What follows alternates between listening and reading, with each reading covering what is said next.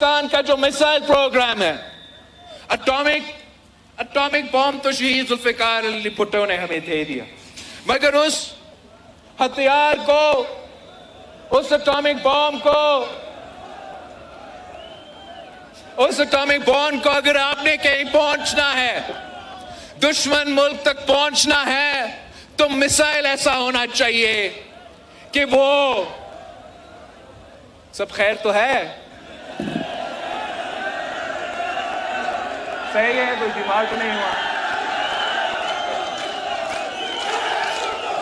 तो उस atomic bomb के बाद अगर एटम बॉम्ब कहीं बेचना है, अगर एटम बॉम्ब को इस्तेमाल करना है, तो बॉम्ब के बाद मिसाइल टेक्नोलॉजी जरूरी है। आज पाकिस्तान का दिफा, एक आपका एटम बॉम्ब तो दूसरा अपना मिसाइल प्रोग्राम। एक एटम बॉम्ब कायदे अवाम शहीद जुल्फिकार अली भुट्टो ने हमें दिया, तो मिसाइल टेक्नोलॉजी शहीद मोहतरमा बेनजीर भुट्टो ने दिलवाई थी। बाप ने एटॉमिक बॉम्ब के जरिए हमारा दिफा किया है, तो बेटी ने मिसाइल प्रोग्राम के जरिए पाकिस्तान का आज भी गरी खुदा बख्श से दिफा हो रहा है। उसके बाद एटॉमिक बॉम्ब के बाद, मिसाइल प्रोग्राम के बाद, एक ऐसा दौर पाकिस्तान में गुजरा, मुशर्रफ दौर में, जहां पाकिस्तान में दूसरों ममालिक के बेसिस बने थे। जैसे आजकल मिडिल ईस्ट में दूसरों ममालिक के बेसिस है, वैसे आपका पाकिस्तान में भी एक जमाने में एक आमिर ने उस दूसरा मुल्क को पाकिस्तान के सरजमीन पे इजाजत दिया कि बेस बनाए, अपने हवाई जहाज़ें चलाए और पाकिस्तान के सरजमीन पे से मुसलमानों के ममालिक पे बमबारी करे। याद है आपको कौन था वो सदरे पाकिस्तान जिसमें हिम्मत था, जिसमें बहादुरी था, जो एक सलाला इंसिडेंट के बाद लात मार के तमाम बेसिस को पाकिस्तान में बंद किया, हमारे मेहमानों को खुदाफिज कह दिया। तो हाल ही में जब में ये जंग चल रहा था और मुख्तलिफ ममालिक पे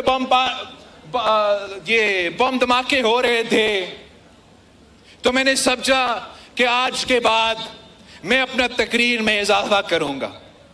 मैं कायदे अवाम का एटॉमिक बॉम्ब का जिक्र करूंगा, शहीद मोहतरमा बेनजीर भुट्टो का दी हुई मिसाइल टेक्नोलॉजी का जिक्र करूंगा, मगर साथ साथ सलाम पेश करूंगा उस सदर पाकिस्तान को, उस आसिफ अली जरदारी को, जिसने ये बेसिस बंद किए और पाकिस्तान को एक बहुत बड़ी नुकसान से बचा रखा।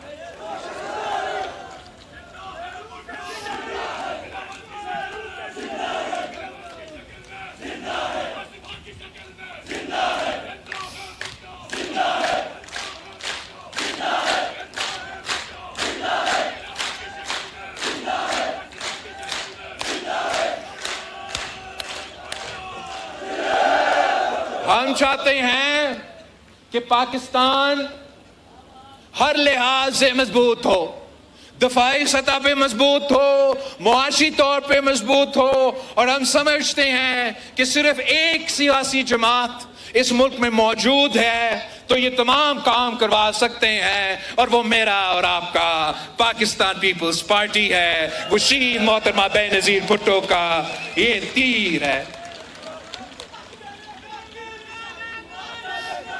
हमारा और आपका रिश्ता, इस तीन नस्लों का रिश्ता में आप जरा सोचें कि गिलगित बल्तिस्तान के अवाम ने और पाकिस्तान पीपल्स पार्टी ने मिलके ये जो 3 नस्लों का जद्दोजहद है, हमने हासिल क्या किया है? कायदे अवाम शहीद जुल्फिकार अली भुट्टो का हाथ आपने थाम लिया था और आपने गिलगित बल्तिस्तान से FCR का निजाम खत्म किया, सरदारी निजाम खत्म किया, सब्सिडी का तोहफा दिलवाया। ये मेरे जियालों का कारनामा है। याद आपने कायदे अवाम इसी बल्तिस्तान डिवीजन में, इसी गांचे की सरजमीन पे खड़ा होकर, कायदे अवाम शहीद जुल्फिकार अली भुट्टो गांचे के सरजमीन पे खड़ा होकर वहां से ऐलान किया था कि हम घास खाएंगे मगर बॉम्ब बनाएंगे। ये 3 नस्लों का जद्दोजहद, ये पीपल्स पार्टी और बल्तिस्तान के अवाम का जद्दोजहद है। आपने मतलब गांचे के अवाम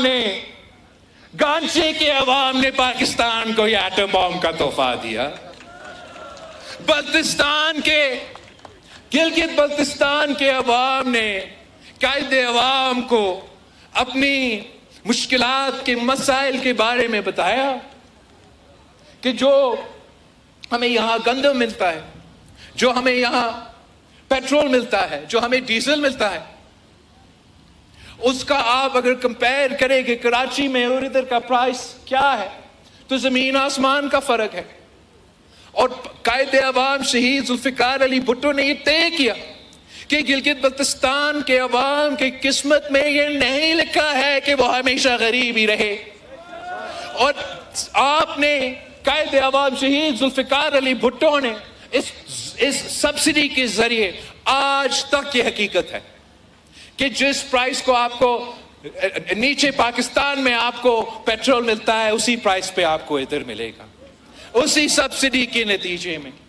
और हम ये पाकिस्तान पीपल्स पार्टी और गिलगित बल्तिस्तान के अवाम की कामयाबी है। ये हमारा 3 नस्लों का साथ का जिस जद्दोजहद आपने किया, हमने ये चीजें हासिल की। आपकी जद्दोजहद के नतीजे में हमने पीपल्स पार्टी से पहले गिलगित बल्तिस्तान के पास नाम तो था लेकिन नाम लिया नहीं जाता था, पहचान नहीं था। कहते थे नॉर्दर्न एरियाज। मतलब नॉर्दर्न एरियाज क्या होता है? गिलगित बल्तिस्तान का नाम आपने और सदर जरदारी ने मिलके इस इलाके को, इस सरजमीन को,